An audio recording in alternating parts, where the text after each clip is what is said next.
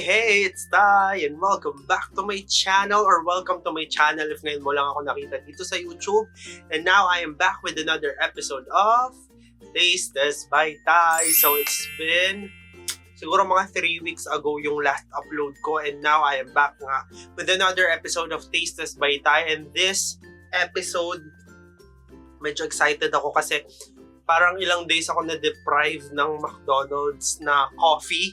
Kasi 'di ba, alam niyo naman na favorite go-to coffee ko 'yon kasi mura na, masarap pa for me yon. So siguro mga 5 days ako na-deprive kasi nga daw hindi available dun sa McDonald's na malapit sa akin yung iced coffee because of yung syrup. Kasi tinanong ko na on the third day na trinay kong bumili ng iced coffee. Tinanong ko na ba't hindi available. Yun nga, hindi rin available lang yung syrup or yung sugar doon sa coffee. Kaya pala magre-release sila ng newly improved iced coffee. And this time, ang i-try natin is yung iced coffee black or yung iced black coffee nila. Binili ko siya in large size. And ayun nga, alam ko nabanggit ko na rin before yon sa video ko na pag bumibili ako ng kape sa McDonald's, it's iced coffee original or iced coffee vanilla without milk. Pinapatanggal ko yung milk kasi ayun nga, ayoko yung kape na magatas. Kaya talaga pinapatanggal ko yung gatas.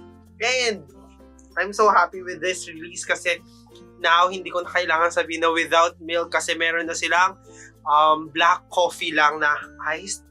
So ito yung ito-try natin for today's video and I'm so excited to try this kasi nga yun nga medyo na-deprive tayo sa kape ng McDonald's. So if interested kayo malaman yung comments and thoughts ko about this, just continue watching. And before we start, please don't forget to subscribe to my YouTube channel and click the notification bell button para notified kayo whenever I upload a new video, and comment your video suggestions. If meron kayong gusto makita sa channel ko, just comment it sa comment box below.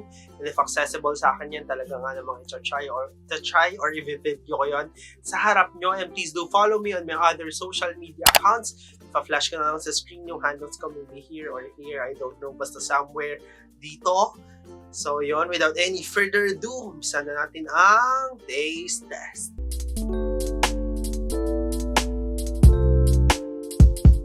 So, you know the drill, bago tayo mag-umpisa ng taste test, or bago ko ito i-try sa harap nyo, sa pricing muna tayo.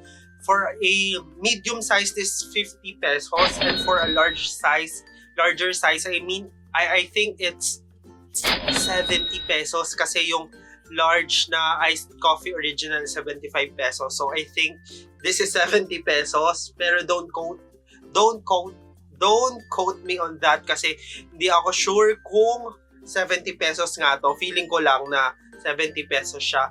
Mas cheaper kasi siya ng 5 pesos than the original, yung flavored na iced coffee nila. So yun, feeling ko lang na 70 pesos siya. So i-try na natin. Cheers! Cheers!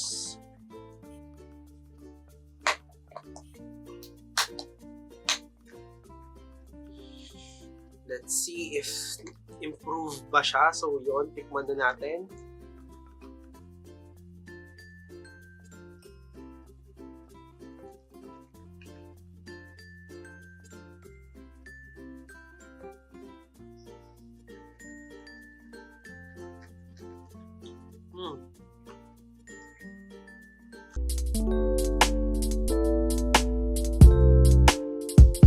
So tapos ko nang i-try itong iced coffee black ng McDonald's and I'm ready to give my thoughts about this.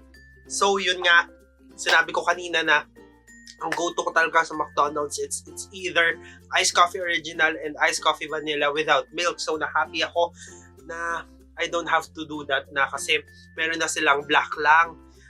Pero nung ininom ko siya, walang katamis-tamis. Gusto ko kasi sweet black. Mahilig ako sa black coffee pero gusto ko may konting tamis. Before, fan din ako nung parang iced americano kasi di ba walang sugar yon. Pero medyo nadala ako sa iced americano kasi puro iced americano ako. Kahit walang kinakain, yun na acid ako. Nagkaroon ako ng acid reflux. So yon, simula nung nagka-acid ako, hindi na ako order ng ice americano lang nang walang sugar. Kasi sobrang acid talaga, or yung lasa talaga nung americano, grabe. Ito parang ganun to, ice americano. I thought na sweet black siya, merong kahit konting sweetness lang, basta may nalalasahan akong sweetness, kahit hint lang naman. Pero hindi, totaling iced coffee black siya. I mean, iced black coffee siya. Yun. And yung pagka-black niya is medyo fruity. Medyo fruity yung profile nitong iced coffee black nila. And ito try ko next time na if ever na kung pwedeng lagyan ng konting sugar or syrup, kahit konti lang. Kasi ayoko rin ng sobrang tamis. So yun, ito try ko next time. Pero yun nga, kung order kayo nito, expect nyo na wala talaga siyang sugar. Kasi ako wow, mali ako, kala ko may sugar siya. Pero I was wrong. Wala ka sugar tong iced coffee black nila.